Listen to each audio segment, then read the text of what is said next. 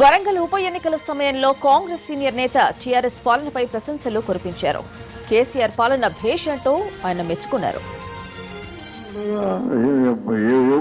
ఇప్పుడు ఒక విషయం చెప్తున్నానండి, ఆయన కొన్ని పాలసీస్ ఉన్నాయి నాకు వస్తాయి. మామూలు సూర్యపతి అనవచ్చు. ఇప్పుడు మిషన్ కాకతీయ ఒకటి ఉంది, దాని తర్వాత గ్రామ జ్యోతి 2 ఉన్నాయి. మూడవది ఇప్పుడు ఎలక్ట్రిసిటీ విషయంగా ఏది ఉందో అది తీసుకున్నటువంటి చర్య, దానివల్ల మనకెంత లాభం అవుతుందో అవి మాత్రం గుర్తుంచుకోవాలి. ఆ మంచి పనులు ఏదైతే ఉందో మంచి చేసేట్టు మనం చెప్పుకోవాలి.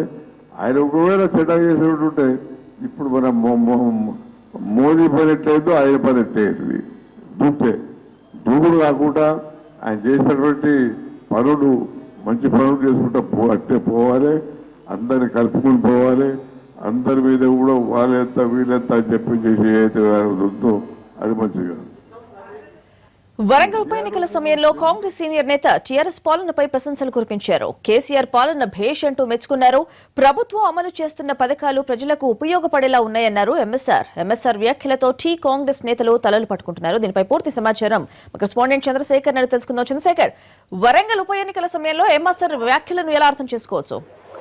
స్వాతి, వరంగల్ ఎన్నికల్లో కాంగ్రెస్ పార్టీ టీఆర్ఎస్ తోటి గట్టిగా ఢీకుంటుంది. నువ్వు అన్నట్టు ఈ ఎన్నికల్లో కాంగ్రెస్ పోటీ పడతా ఉంది. ఈ ఎన్నికల్లో గెలిస్తే ఊపందుకొచ్చుకొని ఆ పార్టీ భావిస్తుంది. మొత్తం అగ్రనాయకులంతా ఎన్నికల బరిలో ప్రచార బరిలో నిల్చున్నారు. రేపు నుంచి కాంగ్రెస్ హైకమాండ్ పెద్దలు కూడా ఇక్కడికి రాబోతున్నారు. ఈ సమయంలో గాంధీ భవన్లో నిర్వహించిన నెహ్రూ 125వ జయంతి ముగింపు వేడుకల్లో పాల్గొన్న ఎం సత్యనారాయణరావు తన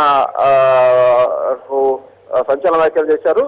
కేసీఆర్ పాలన బాగుందని అందరూ మెచ్చుకుంటున్నారంటూ తను కూడా మెచ్చుకున్నారు. అలాగే గ్రామ జ్యోతి, మిషన్ కాకతీయ, విద్యుత్ విధానం ఇవన్నీ కూడా బాగున్నాయి. ప్రతిపక్షాలు ఏదో ఒకటి అనాలి కాబట్టి మేము మా పార్టీ నాయకులు కూడా విమర్శిస్తా ఉన్నారు, అంతకు మించైతే విమర్శించాల్సిన అవసరం లేదంటూ ఆయన సంచలన వ్యాఖ్యలు చేయడంతో కాంగ్రెస్ పార్టీ నాయకులు షాక్ తిన్నారు, విస్మయం వ్యక్తం చేస్తా ఉన్నారు. ఎంఎస్ఆర్ లాంటి సీనియర్ నేత ఇలాంటి సమయంలో ఇలాంటి వ్యాఖ్యలు చేయడం ఎంతవరకు సబబు?